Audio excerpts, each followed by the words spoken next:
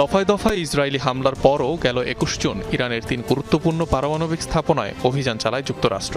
ফেলা হয় ৩০,০০০ পাউন্ডের ১৪টি বাংকার বিধ্বংসী বোমা। যুক্তরাষ্ট্র ইসরায়েল দুপক্ষেরই দাবি ছিল অভিযানটির কারণে অন্ততপক্ষে ১ থেকে ২ বছর পর্যন্ত পিছিয়েছে ইরানের পারমাণবিক কর্মসূচি। অথচ এখন ভিন্ন কথা শোনা যাচ্ছে তেল আবিবের মুখে। এই ইস্যুতে নেতানিয়াহু প্রশাসনের এক সিনিয়র কর্মকর্তার বরাত দিয়ে প্রতিবেদন প্রকাশ করল নিউ ইয়র্ক টাইমস, যাতে বলা হয় ইরানের কাছে সেন্ট্রিফিউজ রয়েছে ১৮,০০০-এর মতো। মার্কিন হামলায় এই সেন্ট্রিফিউজের বড় একটি অংশ ধ্বংস করা হয়েছে। তবে সেই কর্মকর্তা জানান ইরানের ৬০% সমৃদ্ধ ইউরেনিয়ামের সম্পূর্ণ মজুদের কোনো ক্ষয়ক্ষতি হয়নি।